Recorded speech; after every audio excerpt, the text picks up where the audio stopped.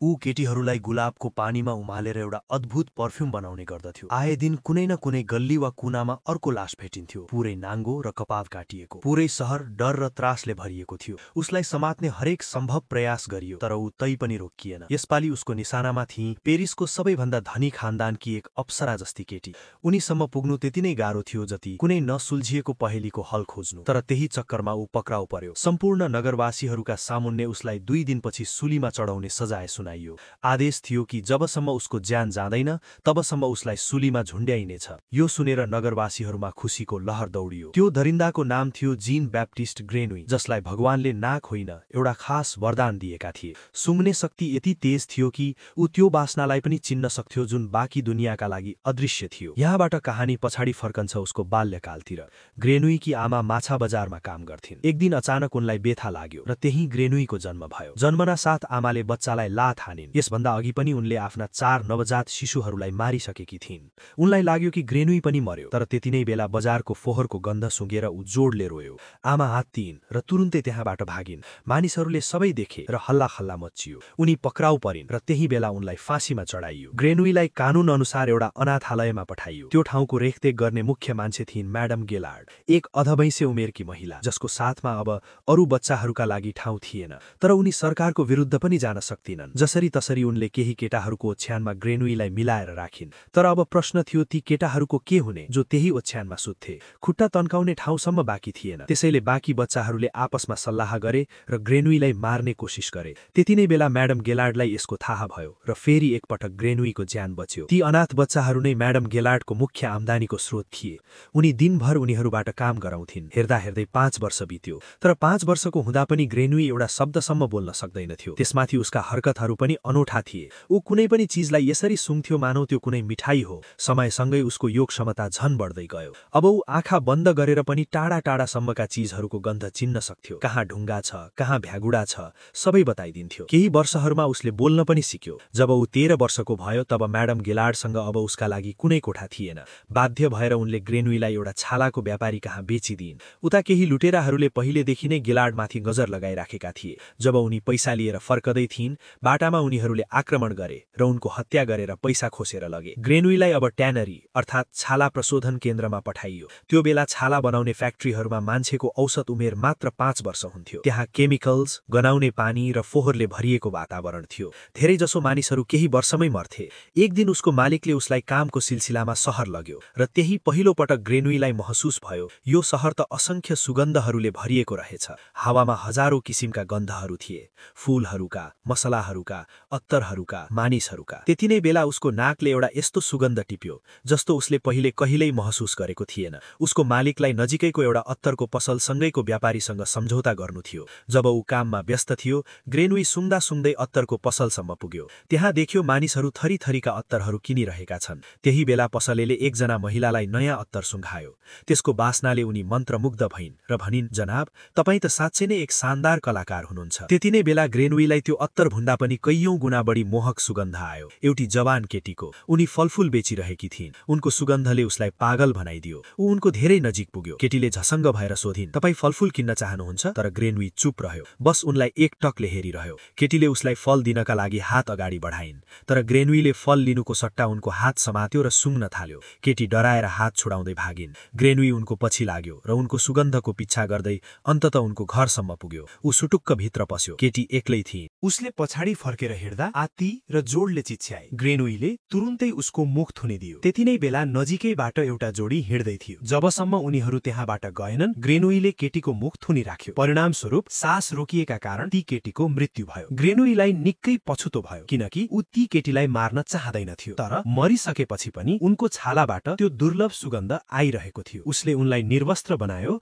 र शरीरको हरेक हिस्साको सुगन्धलाई मन भरुन्जेल महसुस गर्यो। यो उसको पहिलो शिकार थियो। त्यो रात ऊ फर्कदा मालिकले उसलाई नराम्ररी पिट्यो। यदि अर्को पटक बिना खबर गायब भयो भने ज्यान लिइदिन्छु, मालिकले धम्क्यायो। त्यो रात ऊ सुत्न सकेन। कुटाई खाएकोले होइन, बरु यसकारण कि ती केटीको गन्धले उसलाई स्पष्ट बाटो देखाइदिएको थियो। उसले आफ्नो जन्मको उद्देश्य बुझिसकेको थियो। ऊ संसारकै सबैभन्दा उत्कृष्ट सुगन्धलाई समात्न र त्यसलाई सधैँका लागि कैद गर्नको निम्ति जन्मिएको हो। त्यस्ताका पेरिसमा करिब 1 दर्जन पर्फ्युमरहरू, इत्र बनाउनेहरू थिए। तीमध्ये एक थिए इटालियन पर्फ्युमर जियोसेपे बाल्डिनी, जसको पसल पसल द पन्ट ओ चेन्ज नामक पुलको बीचमा थियो। 3 वर्ष अघिसम्म उनी यो व्यापारका राजा थिए, तर बजारमा नयाँ पर्फ्युमरहरू आएका कारण बाल्डिनीको पसल सुनसान भइसकेको थियो। आजकल पेरिसको बजारमा एउटा नयाँ पर्फ्युमको चर्चा थियो, त्यही पर्फ्युम जुन हामीले अघि देखेका थियौं। हरेक कोही त्यसकै दिवाना थियो। बाल्डिनीले पनि त्यसको सुगन्ध जाँच गरे। कागतीको तेल, ल्वाङको रस र कुन्नी के तत्त्वहरूको मिश्रण थियो त्यसमा। उनले त्यसलाई हुबहु बनाउने धेरै कोसिस गरे, तर बार असफल भइरहे। थाकेर उनी त्यही निदाए। त्यति नै बेला ढोकामा ढकढक भयो। त्यो ग्रेनुई थियो, जो अर्डर गरिएको बाख्राको छाला लिएर आएको थियो। बाल्डिनीले ढोका खोले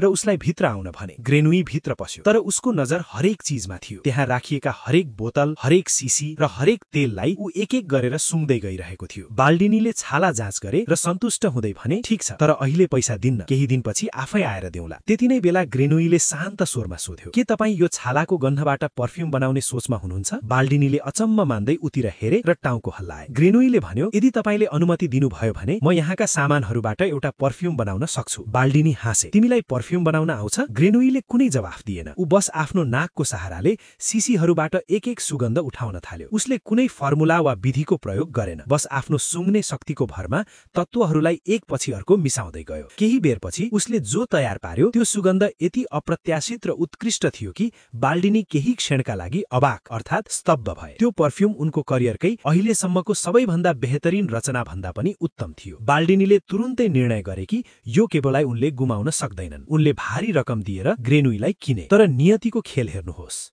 अर्को नै पल उसको पुरानो मालिक एक अजीब दुर्घटनामा मारियो। यस्तो लाग्थ्यो मानव ग्रेनुईले जसको साथ छोड्थ्यो उसको जीवन त्यही समाप्त हुन्थ्यो। यो सायद उसको नियति थियो। जे होस्, अहिलेलाई ग्रेनुईलाई किन्ने फैसला बिल्कुल सही साबित भयो। उनीहरू मिलेर थरीथरीका सुगन्धित अत्तरहरू बनाउन थाले, जसको चर्चा जताततै हुन थाल्यो। यहाँसम्म कि बाल्डिनीको गुमेको इज्जत र शान पनि फर्कियो। एक दिन खुसी हुँदै बाल्डिनीले ग्रेनुईलाई एउटा रहस्य बताए। उनले भने, एउटा पूर्ण पर्फ्युम बनाउन जम्मा 12 वटा नोट्सको आवश्यकता पर्छ, जसलाई 3 भागमा बाँडिन्छ। पहिलो हो हेड कोड, यो पर्फ्युमको पहिलो छाप हो जुन केही मिनेटसम्म मात्र रहन्छ। दोस्रो हो हार्ड कोड, यही पर्फ्युमको असली पहिचान वा विषयवस्तु हो। र अन्त्यमा हुन्छ बेस कोड, यो अत्तरको प्राण हो जसले कैयौं दिनसम्म सुगन्धलाई जोगाएर राख्छ। बाल्डिनीले अझ गहिरो कुरा सुनाए। प्राचीन इजिप्टका मानिसहरू विश्वास गर्थे कि यदि कसैले यी 12 नोट्स पछि त्यो 13औं नोट बनाउन सक्यो भने ती 13 वटाको मिश्रणबाट एउटा यस्तो पर्फ्युम बन्छ जसलाई सुन्ने बित्तिकै मानिसले आफ्नो होस गुमाउनेछ। उसलाई लाग्नेछ कि उसले संसारका सारा खुशीहरू पायो, मानौ ऊ स्वर्गमै छ। यो केवल दन्त्य कथा थिएन। भनिन्छ यस्तो पर्फ्युम फराओको चिहानमा भेटिएको थियो, जसलाई सुन्नेहरू साँच्चै नै स्वर्गीय अनुभूतिमा हराएका थिए। तर विडम्बना, आजसम्म कसैले पनि त्यो 13औं नोट बनाउन सकेको छैन। त्यति नै बेला ग्रेनुई बोल्यो, मास्टर, म बनाउने छु त्यो 13औं नोट। बस मलाई यो सिकाइदिनुस् कि कुनै पनि चीजको सुगन्धलाई कसरी सँगालेर प्रिजर्भ गरिन्छ। बाल्डिनी चुप रहे। यता ग्रेनुई एकदमै बेचैन थियो, किनकि रात पर्ने बित्तिकै उसलाई ती पहिलो शिकार बनेकी केटीको सपना आउँथ्यो। उसको सुगन्धको सम्झनाले ऊ पागल जस्तै हुन्थ्यो। अन्ततः उसले मास्टरसँग एउटा सौदा गर्यो। म तपाईका लागि जति भन्नुहुन्छ त्यति पर्फ्युम बनाइदिन्छु, बस मलाई एक पटक सुगन्ध कैद गर्ने तरिका सिकाइदिनुस्। उसको भित्र सिक्ने यस्तो भोक थियो कि बाल्डिनीले सिकाउनै पर्यो। ग्रेनुईले गुलाबको फूलको सुगन्ध कसरी कैद गर्ने भनेर सिक्यो। त्यसपछि त्यही विधि अर्थात् डिस्टिलेसनबाट उसले अरू विभिन्न चीजहरूको सुगन्ध कैद गर्ने कोसिस गर्न थाल्यो। तर बारम्बार असफल भएपछि एक दिन ऊ रन्थनियो र सामानहरू यताउता फ्याँक्न थाल्यो। त्यही बेला बाल्डिनी त्यहाँ आइपुगे। ग्रेनुई रिसले चुर हुँदै करायो, तपाईले मसँग झुट बोल्नुभयो। उसले केही नमुनाहरू सुँगाउने कोसिस गर्यो, सीसा, फलाम, तामा, तर कुनैमा पनि सुगन्ध कैद भएको थिएन। बाल्डिनी आबाक भए। उनी सोच्नै सकेनन् कि यो कस्तो किसिमको मान्छे हो जो धातुहरूको समेत सुगन्ध कैद गर्न अनुसन्धान गरिरहेको छ। त्यति नै बेला बाल्डिनीको नजर उम्लिरहेको भाडामा पर्यो। त्यहाँ एउटा मरेको बिरालो थियो। बाल्डिनी रिसले आगो भए। ग्रेनुई अवाक भएर उनको गाली सुनिरहेर अचानक भुइँमा ढल्यो। डाक्टर बोलाइयो। जाँचपछि डाक्टरले भने यो सब ट्यानरी छाला कारखानामा लामो समय काम गर्दाको नतिजा हो। उसको शरीर बिस्तारै विषले भरिसक्यो, अब ऊ मर्दैछ। बाल्डिनीको होस उड्यो। यदि ग्रेनुई मर्यो भने उनको फेरि फस्टाएको व्यापार बर्बाद हुने थियो। केही बेरमा ग्रेनुई होसमा आयो, तर उसको ओठमा अझै पनि त्यही एउटा प्रश्न थियो, के सुगन्धलाई कैद गर्ने अर्को कुनै तरिका छ? बाल्डिनीले लाचार हुँदै भने, तरिका त छ, तर मलाई आउँदैन। त्यो रहस्यमय कला केवल ग्रास भन्ने ठाउँमा सिकाइन्छ। बिस्तारै ग्रेनुई निको भयो, तर ग्रास पुग्न र त्यहाँ काम गर्न उसलाई आधिकारिक कागजपत्रको जरुरत थियो। बाल्डिनीले उसलाई ती कागजहरू दिने बाचा गरे। बदलामा ग्रेनुईले उनलाई हजारौं प्रकारका अत्तरका फर्मुलाहरू सुम्पिदियो। बाल्डिनी दङ्ग परे र उसलाई बिदा गरे। उनलाई लाग्यो अब सफलताको चाबी सधैँका लागि उनको हातमा छ। तर नियतिलाई अर्कै मन्जुर थियो। त्यही रात उनको त्यो विशाल भवन भग्नावशेषमा परिणत भयो र बाल्डिनी मलबेमा दबिएर मरे। उनको कथा त्यही समाप्त भयो। उता ग्रेनुई आफ्नो यात्रा गर्दै केही दिनपछि पहाडको एउटा गुफामा पुग्यो। ऊ त्यहाँ एक रातका लागि मात्र रोकिएको थियो, तर ऊ त्यहीँको भयो किनकि त्यहाँ उसको लुगा बाहेक कुनै पनि बाहिरी गन्धको नामो निशान थिएन। न मान्छे, न जनावर, न रुख, न माटो, केही पनि थिएन। ढुङ्गाहरू पनि निर्जीव थिए। त्यो गहिरो निस्तब्धतामा उसले पहिलो पटक सुकुन महसुस गर्यो। तर त्यही शान्तिको बीचमा उसले एउटा भयानक सत्य महसुस गर्यो। उसको आफ्नै शरीरबाट कुनै गन्ध आउँदैन थियो। उसले नुहायो, धोयो, पटक पटक जाँच्यो, तर ऊ बास्नाको अस्तित्वबाटै खाली थियो। आखिर किन? यसको जवाब सायद ग्रासमै थियो। त्यसैले उसले फेरि आफ्नो यात्रा सुरु गर्यो, त्यो शहरतर्फ जहाँ सुगन्धलाई अमर बनाउन सिकाइन्थ्यो। जब ऊ ग्रास शहरको नजिक पुग्यो, उसले एउटा बग्गी देख्यो। त्यसभित्र एक अप्सरा बसेकी थिइन्। उनको दिव्य सुगन्धले ग्रेनुईको रौँ रौँ जुर्मुरायो। फेरि के थियो? ऊ त्यो बग्गीको पिच्छा गर्दै ग्रासभित्र पस्यो। गेटमा कागजपत्र देखाएर उसले शहरमा प्रवेश पायो र ती अप्सराको सुगन्ध पछ्याउँदै ऊ उनको घरसम्मै पुग्यो। उनी जे गर्थिन्, ग्रेनुई परवाल बाहिरबाटै उनको हरेक पल महसुस गरिरहेको थियो। उसले रात त्यहीँ बितायो र मौका मिल्ने बित्तिकै परवाल नाघेर घरभित्र पस्यो। ती सुन्दरी बार्दलीमा थिइन्, आफ्नी आमाको चिहानमा चढाउन फूल तडिरहेकी थिइन्। त्यति नै बेला उनका पिताले बोलाएर बल्ल ग्रेनुईलाई ती अप्सराको नाम थाहा भयो। उनको नाम थियो लोरा। खै, कथा अगाडि बढ्छ। यसै शहरमा एक नौजवान केटा र केटी बस्थे जसको बीचमा भर्खरै प्रेमको कोपिला फर्किन थालेको थियो। फूलहरू टिप्दा पनि उनीहरू बीच रमाइलो नोकझोक चलिरहेको थियो। त्यहाँबाट टिपिएका फूलहरू सेन्ट बनाउने कम्पनीहरूमा पठाइन्थ्यो। तिनै मध्ये एक कम्पनी जसकी मालिकनी म्याडम अर्नुफी थिइन्, त्यहाँ ग्रेनुईले काम पायो। आफ्नो अद्भुत क्षमताको कारण केही दिनमै ऊ म्याडमको नजरमा पर्यो। तर म्याडमको सुपरभाइजरलाई भने उसँग डाहा लाग्न थाल्यो। ऊ ग्रेनुईलाई हरेक पल दुःख दिन्थ्यो। अब रातको समय हामी तिनै खेतमा काम गर्ने प्रेमी जोडीलाई देख्छौं जो एकान्तमा भेट्ने बहाना खोजिरहेका थिए। केटा आतुर थियो तर केटी नखरा गर्न थालिन्। उसलाई जिस्काउन उनी गोठको उपल्लो तलामा चढिन् र मजाकमा केटा चढेको भर्याङ तल खसालिदिइन्। केटा रिसायो र केटीलाई त्यही कोठामा थुनेर हिँडिदियो। अब केटी आत्तिइन् र चिच्याउन थालिन्। त्यति नै बेला कसैले उनका लागि भर्याङ लगाइदियो। उनले सोचिन् प्रेमी फर्कियो, तर त्यो उसको प्रेमी थिएन। भोलिपल्ट बिहान ती केटीको लास फूल उमालेर सुगन्ध निकाल्ने ठूलो सिसाको ट्याङ्कभित्र भेटियो। अवस्था पूर्ण रूपमा नियन्त्रणमा थियो। उसको शरीरबाट सुगन्ध निकाल्ने प्रक्रिया सुरु भइसकेको थियो। त्यति नै बेला कसैको पाइलाको आवाज सुनेर ग्रेनुईले हतार ट्याङ्कलाई बोराले छोपिदियो। बाहिर एउटी कामदार सुगन्धित फूलहरू लिएर आएकी थिइन्। यसैबीच उसको मनमा यो जान्ने इच्छा जाग्यो कि आखिर फूलहरूबाट सेन्ट कसरी बनाइन्छ। ऊ हेर्न भित्र पसी। ग्रेनुईको मुटुको धड्कन जोडले बढ्न थाल्यो। उसले तुरुन्तै ती महिलालाई कुनै पनि चीज नछुन चेतावनी दियो। त्यति नै बेला म्याडम आर्नुल्फी पनि त्यहाँ आइपुगिन्। बैलालाई बोराले छोपिएको देखेर उनले प्रश्न गरिन्। ग्रेनुईले बहाना बनाउँदै भन्यो, म नयाँ सुगन्ध पत्ता लगाउने एउटा प्रयोग गर्दैछु। सुपरभाइजरले पानी सुँगेर जाँच गर्यो, तर उसलाई कुनै गन्ध महसुस भएन। उसले रुखो स्वरमा भन्यो, तिम्रो प्रयोग असफल भयो, समय बर्बाद नगर। तर ग्रेनुई कहाँ रोकिनेवाला थियो। उसले एउटी बेस्यालाई पैसा दिएर हायर गर्यो। साथमा ऊ कुनै जनावरको बोसो फ्याट लिएर गएको थियो। त्यो बोसो देखेर ती महिला पनि डराइन्। आखिर यो मान्छे गर्न के चाहन्छ? ग्रेनुईले सम्झाउँदै भन्यो कि ऊ एक परफ्युम बनाउने मान्छे हो र उसलाई केवल उनको शरीरको सुगन्ध चाहिएको छ। महिला राजी भइन्। नजिकै त्यो महिलाको कुकुरले यो सब हेरिरहेको थियो। सबै कुरा ठिक चलिरहेको थियो।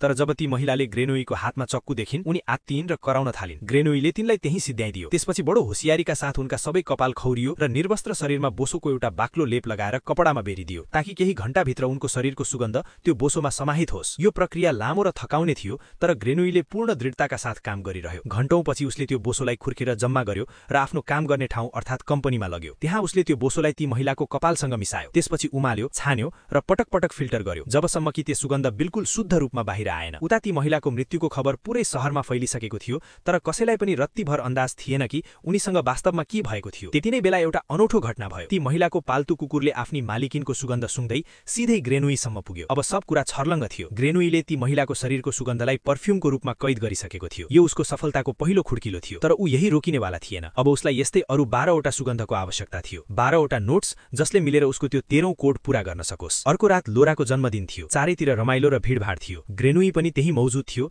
आफ्नो अर्को शिकारको खोजीमा। जब मैनबत्तीहरू निभाइयो, केटीहरूले एउटा खेल सुरु गरिन्, लुकामरी। यस खेलमा केटाहरूले केटीहरूलाई खोज्नु पर्थ्यो। त्यही एउटा सानो भुलभुलैया पनि थियो जहाँ लोरा र उनका साथीहरू गएर लुके। मौका देख्न साथ ग्रेनुईले लोराको पिछा गर्यो, बिस्तारै, बिल्कुल एक शिकारी जस्तै। तर नियतिले त्यो रात लोरालाई साथ दियो। उनी बचिन्। खेल सकिदासम्म ग्रेनुई त्यहाँबाट निस्किसकेको थियो। तर जब सबै बाहिर आए, एउटा सन्नाटा छायो। भुलभुलैया भित्रबाट दुई कुमारी केटीहरू रहस्यमय तरिकाले गायब भइसकेका थिए। अहिलेसम्म ग्रेनुईले ती दुई केटीहरूको सुगन्ध निकाल्ने प्रक्रिया सुरु गरिसकेको थियो। पुरै भुलभुलैया छान मारियो, तर उनीहरू कतै भेटिएनन्। भोलिपल्ट बिहान एउटा पुलमुनि पानीमा उनीहरूको लास भेटियो, कपाल काटिएको, शरीर निर्वस्त्र। पुरै शहरमा दहशत फैलियो। अदालतमा कर्फ्यू लगाउने माग उठ्यो ताकि त्यो दरिन्दा शहरबाट भाग्न नसकोस्। तर केही व्यापारीहरूले यसको विरोध गर्न थाले। उनीहरूको भनाइ थियो कि यदि कर्फ्यू लाग्यो भने व्यापार ठप्प पर्नेछ। न्यायाधीशले पनि टाउको हल्लाउँदै भने यसले त पुरै शहर टाट पलटिनेछ। लोराका पिताले लाख सम्झाउने कोसिस गरे, तर कसैले उनको कुरा सुनेन र नतिजा केही दिनपछि नै अर्की एउटी कुमारी केटी गायब भइन्। त्यसको भोलिपल्ट एउटी गोठालो केटीको लास खेतमा भेटियो। उनको पनि कपाल काटिएको र शरीर निर्वस्त्र छोडिएको थियो। अहिलेसम्म 4 केटीहरू मारिसकिएका थिए। तब गएर प्रशासनको निन्द्रा टुट्यो। शहरमा कर्फ्यू लाग्यो। पुलिस हर गल्ली र चोकमा तैनात गरियो। तर हत्याहरू रोकिएनन्। ग्रेनवी एकपछि अर्को सुगन्ध कैद गर्दै गयो। उसले 5वटा नोट्स बनाइसकेको थियो। 5 अलग अलग केटीहरूको सुगन्धबाट। फेरि 6औं केटी पनि उसको शिकार बनिन्। शहरमा दहशत आफ्नो चरम सीमामा थियो।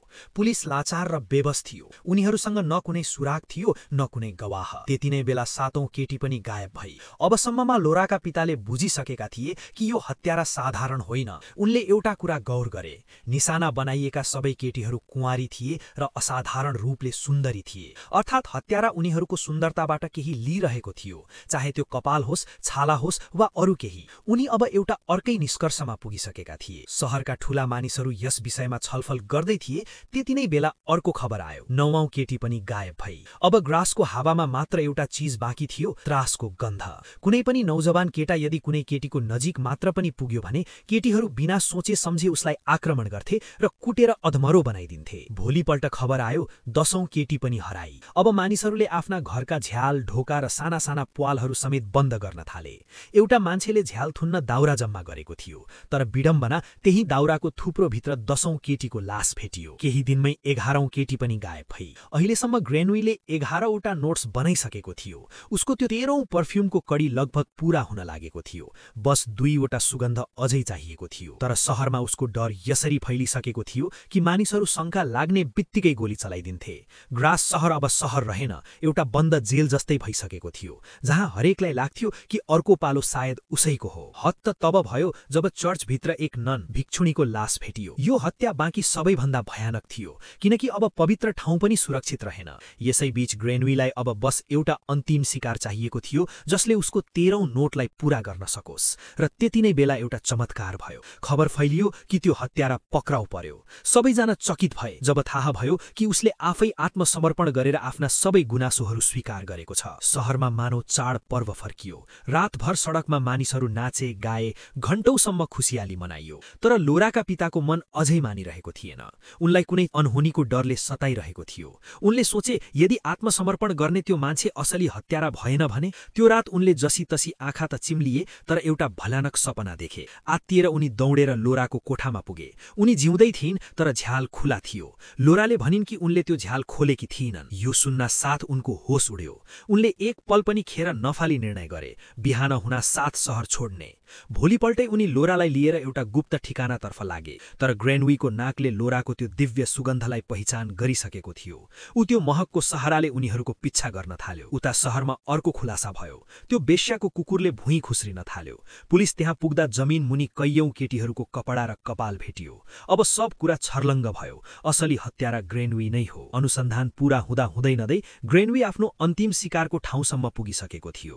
लोराका पिताले त्यहाँ एउटा सुरक्षित कोठा रोजे र उनलाई भित्र बन्द गरिदिए। उनी सोच्दै थिए कि अब छोरी बिल्कुल महसुस छिन्, तर उनले एउटा ठूलो गल्ती गरे। चाबी टेबलमै छोडिदिए। आधी रातमा जब सबै गहिरो निन्द्रामा थिए, ग्रेनवी सुटुक्क भित्र पस्यो। उसले चाबी उठायो, ढोका खोल्यो र जे गर्न आएको थियो त्यो गरेरै छाड्यो। त्यसपछि कुनै निशाना नछोडी गायब भयो।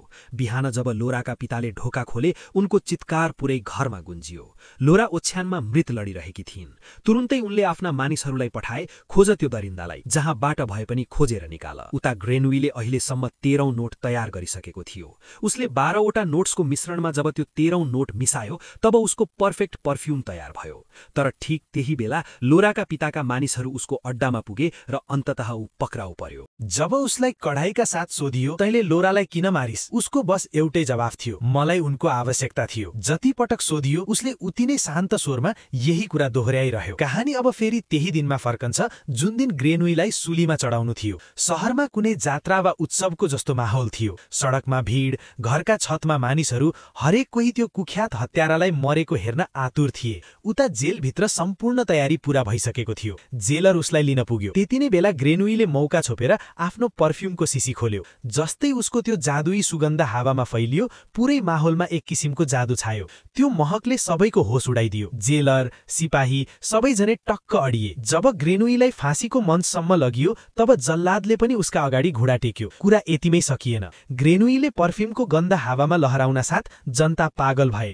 त्यहाँको दृश्य कुनै स्वर्गभन्दा कम थिएन। कसैले उसलाई फरिस्ता अर्थात् एन्जेल भनिरहेका थिए भने कसैले प्रेमको देवता। मानिसहरू एकअर्कालाई अङ्कमाल गर्न थाले। हरेकको अनुहारमा प्रेम र वासनाको अनौठो सङ्गम थियो। जुन मानिसहरू एकअर्कालाई घृणा गर्थे अब उनीहरू बिना कुनै हिचकिचाहट एकअर्कासँग मोहब्बत जताउन थाले। न कुनै बन्धन न कुनै लाज, बस चाहतको सागर उर्लिएको थियो। यहाँसम्म कि चर्चका पादरीले पनि आफूलाई रोक्न सकेनन्। हरेकले मानिसकेका थिए कि ऊ कुनै साधारण मानिस होइन बरु ईश्वरको अवतार हो। तर ठिक त्यही पल ग्रेनुईको अनुहारमा गहिरो उदासी छायो। उसलाई महसुस भयो कि यो सब गरेर पनि, दुनियाँलाई आफ्नो मुठ्ठीमा पारेर पनि उसको भित्र प्रेमको वास्तविक एहसास कहिल्यै जागेन। उसलाई याद आयो ती पहिलो केटी जसलाई देख्दा उसलाई पहिलो पटक प्रेमको अनुभूति भएको थियो। ऊ भक्कानिएर रोयो। यदि मैले गल्तीले उनलाई नमारेको भए सायद आज उनी मसँग हुन्थिन्। त्यति नै बेला लोराका पिता हातमा तरबार लिएर भिड चिड्दै उतिर दौडिए। तैँले सबैलाई झुक्क्याउन सक्छस् तर मलाई होइन। ग्रेनुईले आत्मसमर्पण गर्दै भन्यो, मलाई सिध्याइदिनुहोस्, म कसैको मायाको लायक छैन। तर जस्तै उनी ग्रेनुईको नजिक पुगे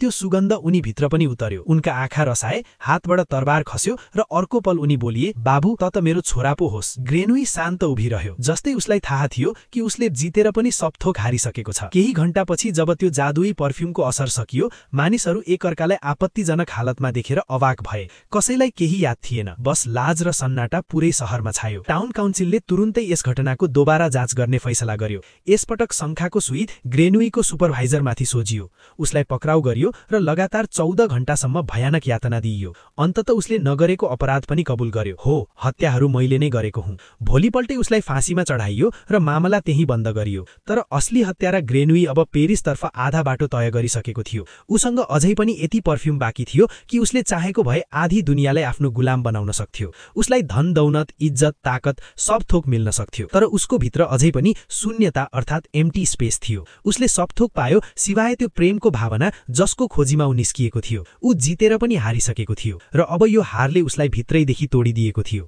त्यसैले ऊ फर्क्यो आफ्नो जन्मभूमि पेरिस। रातको अँध्यारोमा ऊ त्यही ठाउँमा पुग्यो जहाँ उसको जन्म भएको थियो। त्यही फोहोर, दुर्गन्ध र सडादले भरिएको गल्लीमा उसले आफ्नो पर्फ्युमको पुरै सिसी आफ्नो शरीरमा खनाइदियो र त्यसपछि त्यही भयो जुन हुनु थियो। त्यहाँका भिकारी, गुण्डा र भोका मानिसहरू सुगन्धले पागल हुँदै उमाथि टुट परे। उनीहरूले यस्तो प्रेम देखाए कि केही पलमै उसलाई लुच्दै उसको अस्तित्वले मेटाइदिए, उसलाई टुक्रा टुक्रा पारेर सिध्याइदिए। त साथीहरू, यो थियो perfume the story of a murderer 2006 को कहानी। एक यस्तो मान्छेको जसले सुगन्धलाई त अमर बनायो तर आफ्नै भित्र प्रेमको सुगन्ध कहिल्यै जगाउन सकेन। यदि तपाईलाई यो कहानी मन पर्यो भने हाम्रो मेहनतको लागि एउटा लाइक र कमेन्ट गर्न नबिर्सनुहोला। फिल्मी अड्डालाई सब्स्क्राइब गर्नुहोस्। फेरि भेटौँला अर्को रोमाञ्चक कहानीको साथ। धन्यवाद।